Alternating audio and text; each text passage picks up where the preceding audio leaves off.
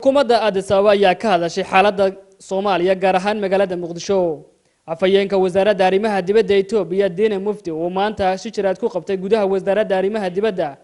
ee magaalada Addis Ababa ayaa wax laga weydiiyay xaaladda siyaasadeed ee ka jirta magaalada Muqdisho.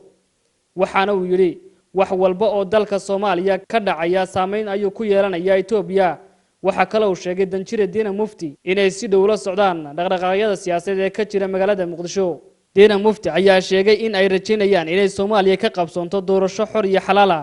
Bismillaahi Raxmaani Raxiim. Waxaan doonayaa inaan caawa halkan aan kala hadlo shacabka Soomaaliyeed meel kasta oo ay joogaan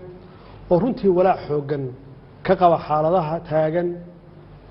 iyo mustaqbalka dalka. Sida aan marar badan aan u cadeynay waxaan diyaar u nahay in dalku doorasho ay ka dhacdo waqtigeedana ay ku dhacdo si nabdoonna ay u dhacdo balse nasiib darro waxa caqabad ku ahaa dad gaar ah iyo dawladda shisheeye oo ujeedkoodu ahaa in dalka ay foodo ay ka dhacdo ama foodo la geliyo burbur iyo kala qaybsanaan dib loogu celiyo si uu u dhaco firaaq dastuuri ah. Anagu ka dawlad ahaan markasta waxaan diyaar u nahay ama aan u ahayn in la qabto doorasho aan shuruud ku xirnayn oo saldhigeedu yahay heshiisyadii hore loo gaaray ee 17 Sebtembar 2020 iyo talooyinkii ama talo bixintii guddiga farsamada ay ku gaareen magaalada Baydhabo 16 Febraayo 2021. waxaan bogaadinayaa dadaaladii nabadda ee ra'iisul wasaaraha iyo madaxweynayaasha Galmudug, Hirshabeelle, Koonfur Galbeed iyo gudoomiyaha gobolka Banaadir anigoo soo dhaweynaya baaqyadii ay ka soo saareen arrimaha doorashooyinka. haddaba si loo suurtageliyo qabashada doorasho ku salaysan heshiisyadaas aan soo xusnay waxaan ugu horeyn aan ugu baaqayaa dhammaan dhinacyada Soomaaliyeed in la joojiyo wax kasta oo dalka u horseedi kara xasilooni darro oo ay ka mid tahay siyaasadeynta arrimaha ciidamada kala qaybinta bulshada iyo burburinta hantida dadweynaha. shacabka Soomaaliyeed ee sharafta leh waxaa maragma doonta ah in aan mar walba ayna garab taagnaayeen walina ay garab taagan yihiin ama ay garab taagan yihiin dawladnimada Soomaaliya. waxaad muujiseen dulqaad, waxaad muujiseen bisayl iyo dal jacayl. waxaa markii la doortay aad u soo baxdeen ama aad ka soo baxdeen guriyihiina si aad guushaas taariikhiga ah aad u garab istaagtaan ama aad qayb uga noqotaan. waxaad mudan tihiin in dawladdiinu ay sii xoojiso dareenkiina wadannimo ee aad muujiseen. run ahaantii marnaba dhici mayso in shacabka Soomaaliyeed loo horseedo burbur iyo qax hor leh. sidaas darteed waxaan ugu baaqaynaa ama aan ugu baaqayaa dhinacyada abaabulaya xasilooni darrada oo ay ka mid yihiin siyaasiyiin shalay xilal dalka u soo hayay maantana doonaya inay xilkaas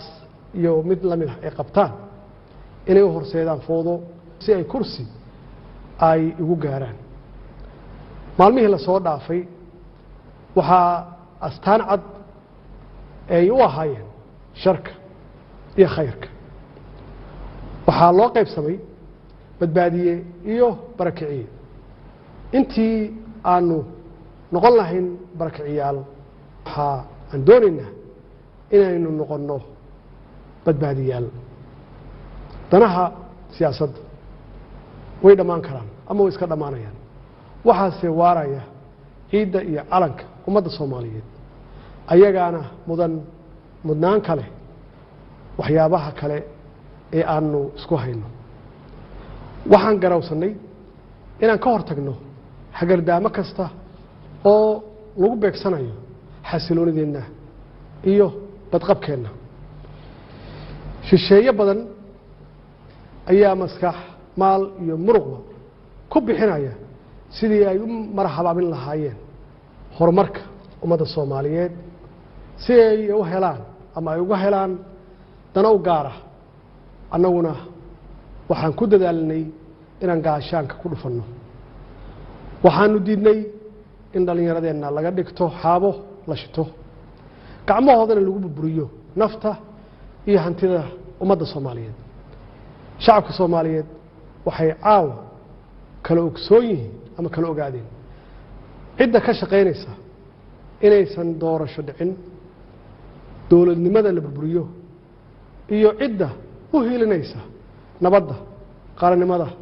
iyo wada jirka ummadda Soomaaliyeed shacabka Soomaaliyeed ee sharafta leh waxay caaw ka marakacayaan ama ka marakaci doonaan dadka xukunka ku raadinaya dhiigga dhalinyarada Soomaaliyeed iyo kuwa ku qanacsan inay xukunka lagu kala wareego sanaadiiqda cod bixinta walaalayaal maadaama aan ahay ilaaliyaha dastuurka ayna waajib igu tahay inaan isku dheelitiro heshiisyadii siyaasadeed ee hore loo gaaray iyo sharcigii u dambeeyey ee golaha shacabka uu meel mariyay waxaa maalinta sabtida aan hortagi doonaa golaha shacabka jamhuuriyadda federaalka Soomaaliya si dalka aan dib loogu soo celiyo hanaankii doorasho ee ay heshiiska ay ku wada gaareen dowladda federaalka ah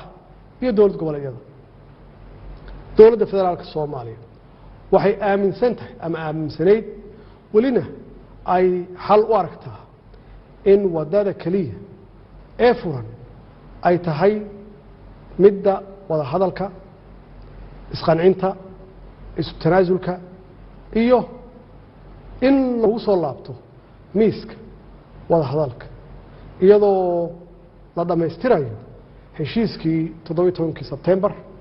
iyo talabixintii guddiga farsamo ee Beedhabo ee Febraayo 16 2021 waxaan dhammaan saxiixayaasha heshiiskii 17 Sebtembar aan ugu baaqaya inay si degdeg ah la isugu yimaado si looga wada hadlo hirgelinta heshiiskaas kadibna loo wasiixo iyadoo aanan wax shuruud ah aan lagu xirin ugu dambeyntii waxaan farayaa hay'adaha amniga inay ilaaliyaan xasiloonida caasimadda iyo badqabka shacabka Soomaaliyeed lagana fogaado wax kasta oo dhalin kara khalkhal amni shacabka Soomaaliyeedna ay arintaasi ku garab siiyaan ciidankooda qalabka sida oo habeen iyo maalin u taagan badbaadadooda wassalaamu calaykum waraxmatullaahi wabarakaatuh